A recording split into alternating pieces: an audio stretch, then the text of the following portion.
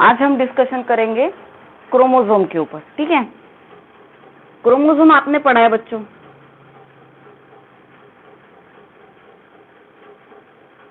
क्या काम होता है क्रोमोसोम का? हमारे बॉडी में क्रोमोसोम प्रेजेंट होते हैं, ठीक है। क्रोमोसोम का एक पर्टिकुलर फंक्शन होता है कि वो जीन को अपने बॉडी के ऊपर ऐसे लेके चलता है, क्योंकि अगर क्रोमोसोम नहीं होगा तो जीन बैठेंगे कहाँ पे। तो हमें पता है कि ह्यूमन बॉडी के अंदर कितने पेयर ऑफ क्रोमोसोम होते हैं बच्चों? 23 पेयर होती है, यस और नो? ह्यूमन बॉडी के अंदर 23 पेयर ऑफ क्रोमोसोम प्रेजेंट होती है। अगर हम इसे सिंगली डिसाइड करें तो 46 क्रोमोसोम होते हैं हमारे बॉडी के अंदर, यस और नो? 46 क्रोमोसोम होते हैं ना, पता है ना आप लोगों को? 10 तक पढ़ा है आप लोगों ने, ठीक है। तो 23 नंबर ऑफ क्रोमोसोम हमारे बॉडी में प्रेजेंट है, और अगर हम सिंगली बात करें तो 46 होते हैं। इनमें से बच्चों 22 जो है वो उन्हें ऑटोजोम्स बोला जाता है। 22 जो क्रोमोसोम है उन्हें ऑटोजोम बोला जाएगा, और ये और सिर्फ बॉडी कैरेक्टर को डिसाइड करते हैं। किसी भी प्रकार के जेंडर को डिटरमाइन करने का काम इनको नहीं है। मतलब क्या कि ये मेल और फीमेल, जन्म लेने वाला बेबी मेल होगा या फीमेल होगा, ये डिसाइड करने का काम इसका नहीं है। ये क्या करेंगे? सिर्फ और सिर्फ ऑटोसोम, ये सिर्फ और सिर्फ बॉडी कैरेक्टर को डिटरमाइन करेंगे। मतलब स्किन का colour, hair colour, height, lips, जितने भी है आपके बॉडी के कितने भी कैरेक्टर्स है, सारे कैरेक्टर्स को डिटरमाइन करने का काम ये करता है। लेकिन जो एक पेयर होती है XX या फिर XY क्रोमोसोम, इन्हें हम सेक्स क्रोमोसोम बोलते हैं। इन्हें हम सेक्स क्रोमोसोम बोलते हैं, या फिर इसे अलोजोम्स बोला जाता है। अलोजोम्स, किसी भी नाम पे क्वेश्चंस आपको पूछा जा सकता है। अलोजोम्स या फिर सेक्स क्रोमोसोम, ये क्या करेंगे? डिटरमाइन दी जेंडर, बेबी का जेंडर डिटरमाइन करने के लिए रिस्पॉन्सिबल होते हैं। मतलब क्या कि अगर हमारे बॉडी में 23 प्रेजेंट है, 23 पेयर प्रेजेंट है, 1 पेयर, 2 पेयर, 3 पेयर, 4 पेयर, ऐसी 23 पेयर प्रेजेंट होती है ना, यस और नो? तो ये जो 23rd नंबर की पेयर होगी, अगर मेल होगी, सॉरी, अगर कोई मेल है तो उसमें XY क्रोमोसोम होगा, अगर कोई फीमेल है तो उसके अंदर XX क्रोमोसोम होगी, राइट। तो ये जो पेयर है बच्चों 23rd नंबर की, अगर मेल की बॉडी हो तो ये XX हो, फीमेल की बॉडी हो तो XX होती है, या फिर मेल की बॉडी हो तो XY होती है। लेकिन ये 23rd ही नंबर की पेयर होती है। अब ये जो क्रोमोसोम्स पेयर है ये कैसे डिसाइड किया जाता है, मतलब इनकी अरेंजमेंट कैसी होती है? तो पहले जो है क्रोमोसोम पेयर, फर्स्ट वाली पेयर जो है वो सबसे लॉन्गेस्ट होगी। साइज के हिसाब से इन्हें बॉडी में अरेंज किया जाता है, अपने हमारे सेल्स के अंदर अरेंज किया जाता है। कहाँ होते हैं क्रोमोसोम? कहाँ होते हैं बच्चों क्रोमोसोम? न्यूक्लियस के अंदर होते हैं ना, यस और नो? पढ़े हैं हमने ये वाले क्रोमोसोम, ठीक है। ये ऐसे क्रोमोसोम अंदर बैठे हैं, तो ये न्यूक्लियस के अंदर है। तो न्यूक्लियस के अंदर ये पेयर में प्रेजेंट है और सीक्वेंस में प्रेजेंट है। तो इसका सीक्वेंस किस पे डिपेंडेंट होता है? पेयरिंग सीक्वेंस किसके डिपेंड होता है? कि सबसे जो लॉन्गेस्ट है, लार्जेस्ट साइज वाला है, वो सबसे पहले रहेगा, उसके बाद में छोटा छोटा छोटा छोटा ऐसे होते हुए सारे 23 नंबर के क्रोमोसोम ऐसे अरेंज हो जाएंगे, ठीक है। अब जब हम बात करते हैं क्रोमोसोम के बारे में तो हमें पता होना चाहिए कि इसके ऊपर जीन बैठे हुए होते हैं। क्रोमोसोम के ऊपर बच्चों जीन बैठे हुए होते हैं, लाइक दिस, इस तरीके से इसके बॉडी के ऊपर जीन रहते हैं। जीन का काम क्या होता है? जीन का काम क्या होता है? जीन किससे बनता है बच्चों? जीन किससे बनेगा? जीन बनने के लिए कौन रिस्पॉन्सिबल होता है? तो जीन को बनाने के लिए बच्चों डीएनए की सेगमेंट रिस्पॉन्सिबल होती है। अगर कोई जीन बनेगा तो जीन का मतलब होगा सेगमेंट ऑफ डीएनए, डीएनए से बनी हुई एक लंबी चौड़ी सेगमेंट, मतलब जीन। और वो क्या करेगी? वो क्या करेगी? कैरेक्टर को इनहेरिट करेगी जनरेशन टू जनरेशन। हमने लास्ट टाइम डीएनए के टॉपिक के ऊपर डिस्कशन किया था और हमने बोला था कि भाई डीएनए जो है वो एक ट्विस्टेड लैडर है, ठीक है। ट्विस्टेड लैडर मतलब क्या कि इस तरीके से उसका स्ट्रक्चर होता है, लाइक दिस। किससे बना था ये भी हमने देखा था कि यहाँ पे नाइट्रोजनस बेसिस पेयर प्रेजेंट होती है। ए के साथ कौन कंबाइन होगा बच्चों? ए के साथ क्या कंबाइन हुआ था? और लास्ट टाइम हमने देखा था ए के साथ टी गया था, सी के साथ जी गया था, ठीक है। तो ये ऑलवेज ऐसी ही पेयर बनेगी, A combine with T and C combine with G. ये funda always and always similar रहेगा, कोई चेंजेस नहीं रहेंगे इसमें, ठीक है। तो ये जो है जहाँ पे इस तरीके से स्ट्रक्चर बन रहा है, ये डीएनए के ऊपर है। अब ये जो डीएनए है, ये डीएनए जीन को बनाता है, मतलब जीन जो है वो डीएनए से बनता है। तो सेगमेंट ऑफ, लंबी चौड़ी सेगमेंट ऑफ डीएनए म्हणजे क्या? जीन। और जीन किसके ऊपर बैठे हैं बच्चों? क्रोमोसोम के ऊपर बैठे हैं। जीन किसके ऊपर बैठे हैं? क्रोमोसोम के ऊपर बैठे हैं। और एक क्रोमोसोम के ऊपर 3000 तक जीन प्रेजेंट रह सकते हैं। 3000 तक जीन प्रेजेंट रह सकते हैं। सोचो क्रोमोसोम कितना, जीन की साइज कितनी है और कितने प्रेजेंट रहते हैं। तो क्रोमोसोम के ऊपर 3000 तक जीन प्रेजेंट रह सकते हैं एक क्रोमोसोम के ऊपर।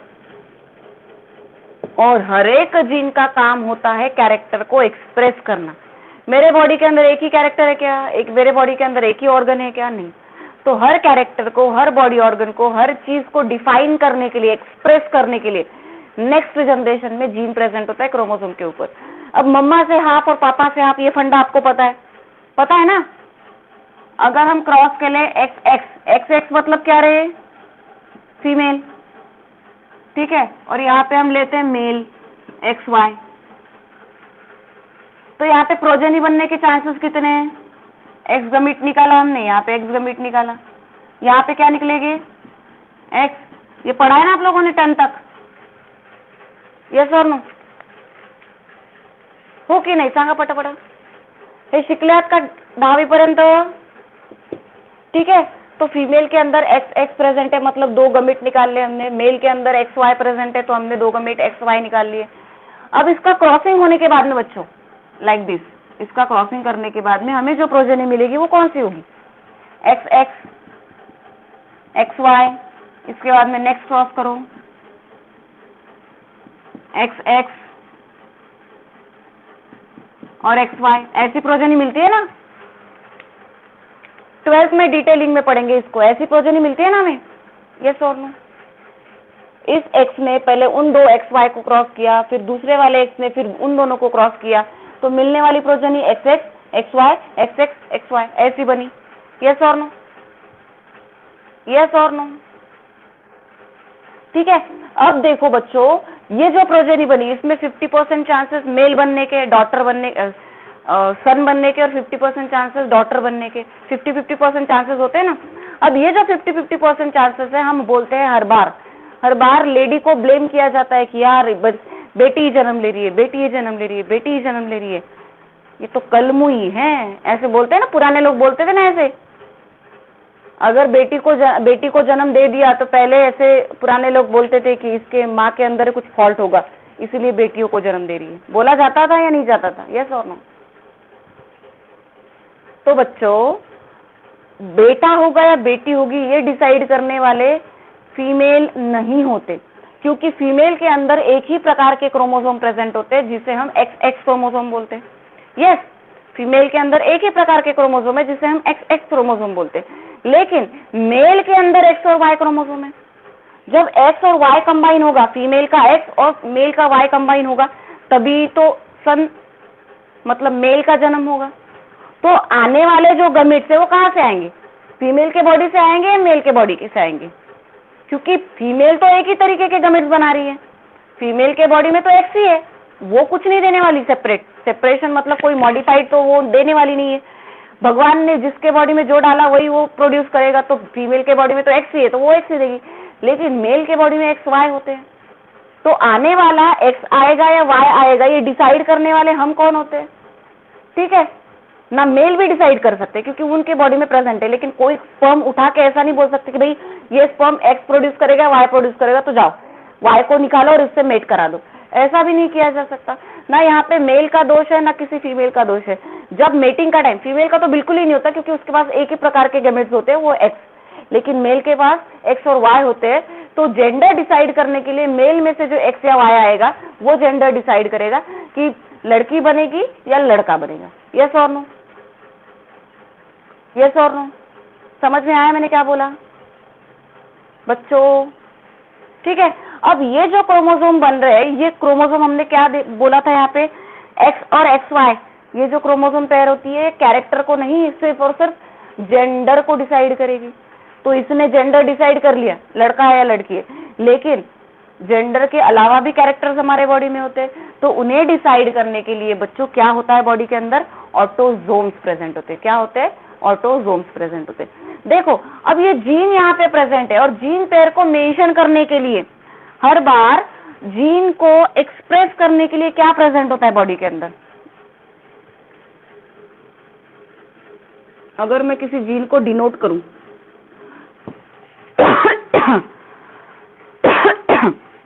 अगर मैं किसी बॉडी के अंदर जीन को डिनोट करूं, ठीक है, तो जीन को डिनोट करने के लिए क्या प्रेजेंट होगा बच्चों? जीन पेयर होता है ना, याद करो तुमने 10th तक पढ़ा है।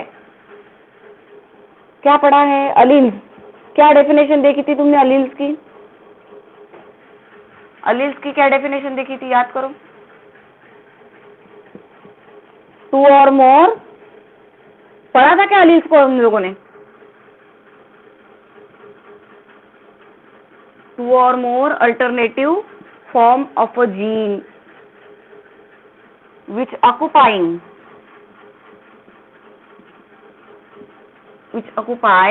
same locus on the chromosome। इसका मतलब क्या बच्चों? इसका मतलब क्या कि एक क्रोमोसोम है और क्रोमोसोम बॉडी के ऊपर एक जीन है। वो जीन कैरेक्टर को, हाइट को डिनोट कर रहा है कैपिटल टी से। एक ही जगह पे प्रेजेंट है बच्चों, दोनों भी टी एक ही जगह पे प्रेजेंट है। यस और नो? जीन पेयर है नहीं, एक कैरेक्टर को डिनोट करने के लिए एक जीन पेयर होती है। सुनो, ये आगे आने वाला है इसलिए समझा रही हूँ। एक कैरेक्टर को डिनोट करने के लिए एक जीन पेयर प्रेजेंट होती है। कितनी? एक जीन पेयर प्रेजेंट होती है। तो सारे के सारे अलील्स हुए, ये अलील्स हुए, लेकिन एक वर्ड इसमें आया, alternative form of gene. Alternative का मतलब, अगर मैंने यहाँ पे कैपिटल टी स्मॉल टी लिख दिया तो ये अलील्स नहीं है। बोलो यस और नो? ये अलील्स नहीं है क्या?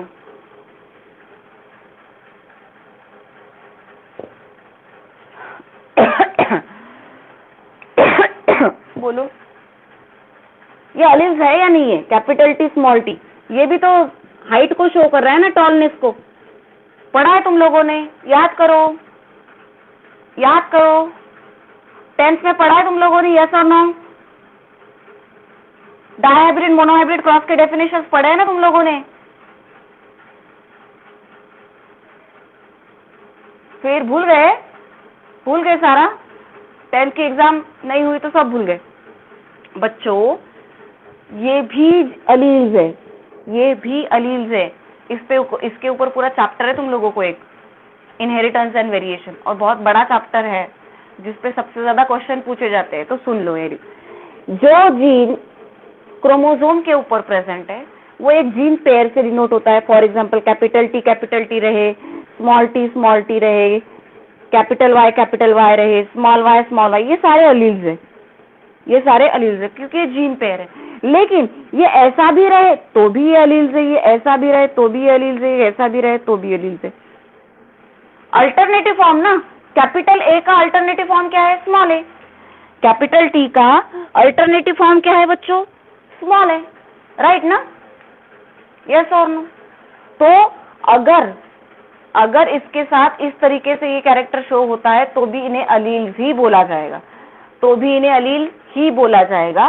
तो क्रोमोसोम के ऊपर बच्चों ऐसे भरे सारे जीन पड़े हुए हैं, जो जीन एक एक हमारे बॉडी कैरेक्टर को एक्सप्रेस करता है।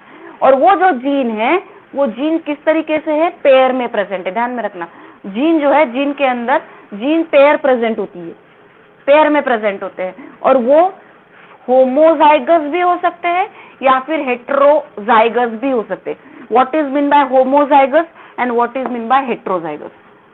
होमोजाइगस या फिर हेटेरोजाइगस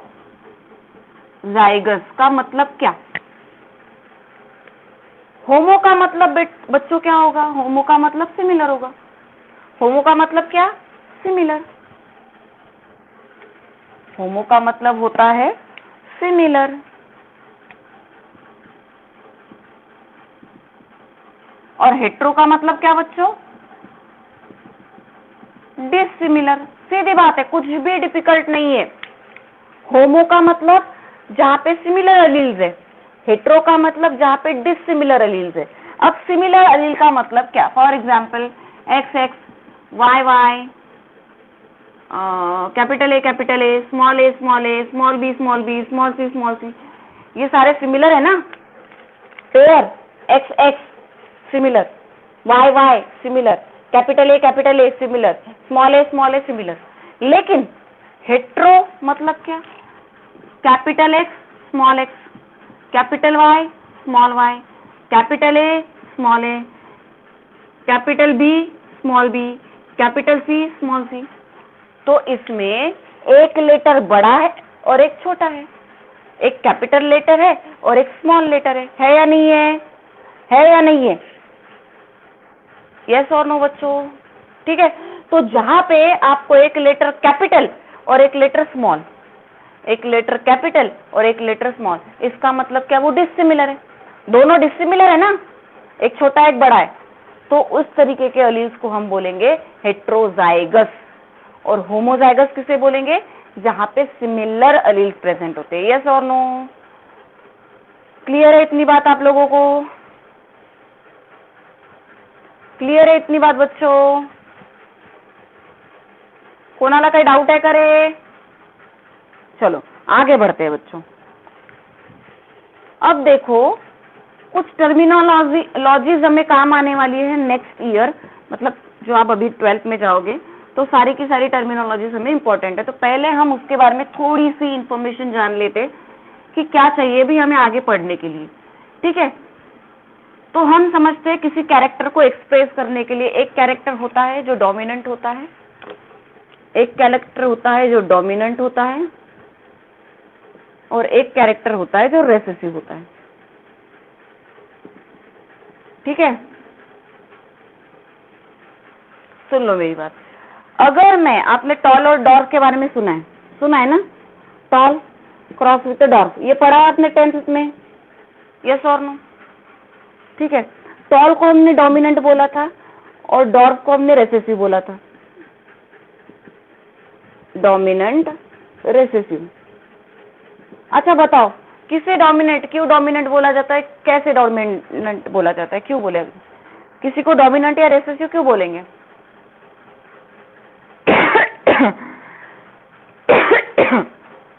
बताओ, किसी को डोमिनेंट या रेसेसिव क्यों बोलेंगे? चलो प्रिया, तन्मय, प्रथमेश, श्रावणी, खुशी, मीनाक्षी, बताओ बच्चों, क्यों डोमिनेंट बोला जाता है और क्यों रेसेसिव बोला जाता है? कुछ तो रीजन होगा इसके पीछे, है क्या? कोई कारण है? मैं बताऊं? चलो सुनो, मैं तुम्हारे क्लासरूम में आई, ठीक है? क्लासरूम में 50 बच्चे बैठे हैं, क्लासरूम में 50 मस्त हैंडसम लड़कियां, बहुत प्यारी प्यारी सुंदर सुंदर लड़के, बहुत प्यारे प्यारे सुंदर सुंदर बैठे हैं। मैंने सबके नाम पूछे, ठीक है? लेकिन एक लड़का ऐसा है जिसकी हाइट बहुत छोटी है, बहुत, मतलब 2 या 3 फीट हाइट का कोई लड़का होगा, और तुम लोगों की हाइट नॉर्मल, सब बच्चों की हाइट नॉर्मल है, ठीक है? और एक ऐसा बच्चा है जो जिसकी हाइट बहुत छोटी है, 2 या 3 फीट की। तो सबके नाम मैंने पूछे, आप उन लोगों से बेटर होगे तो आपके भी नाम मैंने पूछे, और 2-3 दिनों के बाद मैं फिर से तुम लोगों के क्लास में आई। 2-3 दिनों के बाद मैं फिर से तुम लोगों के क्लास में आई। मुझे किसी का नाम याद नहीं, लेकिन वो जो छोटा बच्चा है ना उसका नाम याद है। क्यों?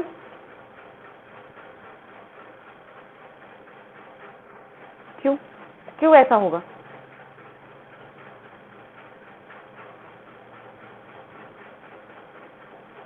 हाँ, क्योंकि तुम लोग सारे जनरल हो। जनरल मतलब क्या? नॉर्मली तुम्हारे जैसे हाइट वाले बच्चे, तुम जैसे दिखने वाले बच्चे, तुम जैसे पर्सनैलिटी वाले बच्चे मुझे हर बार दिखते हैं। हर बार वो रिपीट टेलीकास्ट होता है कि भाई इतने हाइट के है, ऐसे है वैसे। लेकिन वो जो बच्चा मैंने देखा वो रेसेसिव बच्चा है। रेसेसिव मतलब जो कैरेक्टर कभी कभी एक्सप्रेस होता है। रेसेसिव का मतलब जो कैरेक्टर कभी कभी एक्सप्रेस होगा, मतलब उतने हाइट के बच्चे आपको दिखते ही नहीं है, बहुत लेस अमाउंट में दिखते हैं, है ना, बहुत लेस अमाउंट में दिखते हैं। इसका मतलब क्या कि वो रेसेसिव कैरेक्टर। और डोमिनेंट का कैरेक्टर, जो character generation to generation normally express होता है। अगर मैंने दो लोगों को, दो फ्रेंड्स को साथ में बिठा दिया और एक उसमें से शांत है और एक उसमें से बहुत मस्तीखोर है, तो कौन डोमिनेटिंग रहेगा? कौन सुनाएगा 10 बार? कौन अपनी मनवाएगा? जो शैतान बच्चा है। शैतान बच्चा क्या करेगा? अपनी ही बात मनवाएगा। मतलब क्या कि उसने दूसरे बच्चे को क्या कर दिया बच्चों? सप्रेस कर दिया। तो जो खुद को एक्सप्रेस नहीं कर पाता या फिर जो कैरेक्टर बहुत कम एक्सप्रेस होता है उसे हम रेसेसिव कैरेक्टर बोलते हैं। और जो कैरेक्टर जनरली एक्सप्रेस हो जाता है, हर बार ही एक्सप्रेस होता है, कुछ भी नया नहीं होता उसमें, तो उन्हें हम डोमिनेटिंग कैरेक्टर बोलते हैं। तो आपको जनरली टॉल हाइटेड पीपल ज्यादा मिलेंगे। टॉल हाइटेड का मतलब ऐसा नहीं होगा बच्चों की 6 फीट हाइट वाले बच्चे ही टॉल होते हैं। हम ऐसे कंसिडर करते हैं कि जनरली ह्यूमंस में 5 फीट के हाइट से बच्चे स्टार्ट हो जाते हैं। 4.5 फीट से भी ठीक है, ओके। 4.5 फीट से लेके तो 6-6.5 फीट के लोग हमने देखे ह्यूमंस में होते हैं। ये सारे नॉर्मल हाइटेड पीपल्स है। लेकिन ये कैरेक्टर आपको हर जनरेशन में मिलेगी। लेकिन अगर किसी बच्चे की हाइट 2.5 या 3 फीट है तो वो कैरेक्टर तो आपको बहुत कम देखने को मिलता है, राइट ना। तो ऐसे कैरेक्टर जो बार बार एक्सप्रेस होते हैं उन्हें हम डोमिनेटिंग कैरेक्टर बोलते हैं, और ऐसे कैरेक्टर जो कभी कभी एक्सप्रेस होते हैं उन्हें हम रेसेसिव कैरेक्टर बोलते हैं। रेसेसिव का मतलब जो खुद को एक्सप्रेस नहीं कर पाता। शैतान और शांत बच्चा बोला ना मैंने, शैतान अपने आप को एक्सप्रेस कर देगा, वो उसे 2-4 मार मूर के अपनी बात मनवाई लेगा। लेकिन जो रेसेसिव बच्चा है, जो शांत बच्चा है, वो शांत है, वो क्या करेगा? नहीं खुद को एक्सप्रेस कर पाएगा, वो खुद को एक्सप्रेस नहीं कर पाएगा। तो इसका मतलब क्या बच्चों कि वो हो गया रेसेसिव। समझ में आया डोमिनेंट और रेसेसिव का मतलब? यस और नो? डोमिनेंट और रेसेसिव का मतलब समझ में आया तुम लोगों को? अब तुम लोगों को इजीली आइडेंटिफाई होना चाहिए इसके बाद में कि भाई मैंने 2 चीजें आप लोगों के सामने रखी। फॉर एग्जाम्पल, अगर मैंने किसी गार्डन पी के प्लांट, मतलब वाटाणा पाहिलाय ना तुम्ही? गार्डन पी पाहिलाय ना सगळ्यांनी? गार्डन पी देखा है आप लोगों ने? वाटाणा पाहिला है सगळ्यांनी? हाँ, अगर मैं बोलूं कि वो इस तरीके से है राउंड, दो दो फीड मैंने तुम लोगों के सामने रखे, एक राउंड और एक रिंकल्ड, तो इसमें डोमिनेंट कौन होगा और रेसेसिव कौन होगा? इसमें डोमिनेंट कौन होगा और रेसेसिव कौन होगा? चलो बताओ बताओ बताओ जल्दी, डोमिनेंट कौन होगा और रेसेसिव कौन होगा?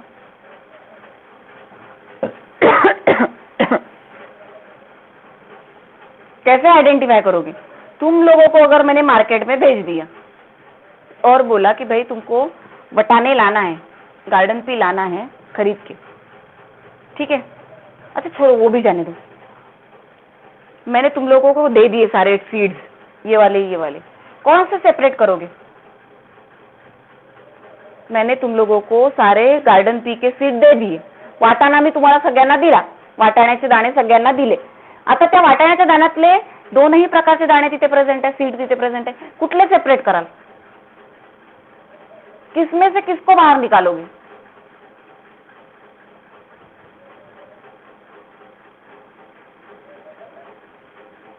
किया ही नहीं कभी ये काम, तो पता ही नहीं हमको, बराबर ना. बाळांनो, रिंकल्ड शेपचा जो वाटाणा असतो तो आपण सेपरेट करतो. आपल्याला गोल वाटाणे खायची सवय आहे. आळा पेढा खाते हो क्या कभी? खाते हो क्या कभी? मैं, हाँ, राउंड डोमिनेंट है, क्योंकि ये सीड हमें बहुत अच्छे लगते हैं और ऐसे मिल जाए हमें उनके बीच में तो हम इसे निकाल के साइड में कर देते, क्योंकि ये डोमिनेटिंग कैरेक्टर है, हमें नहीं चाहिए रेसिसिव कैरेक्टर, हमें ये वाले अच्छे लगते हैं. तो ये हो गया डोमिनेटिंग कैरेक्टर. सीड को हमने अलग कर दिया रिंकल्ड वाले को, ये हो गया रेसिसिव कैरेक्टर. यस और नो? यस और नो बच्चों? क्लियर है सबको बात? इस टॉपिक में किसी को डिफिकल्टी है? पूछो. इस टॉपिक में किसी को डिफिकल्टी है? नहीं है? चलो बाकी का कल पढ़ेंगे, बाकी का कल. बाय एवरीवन, बाय बच्चों.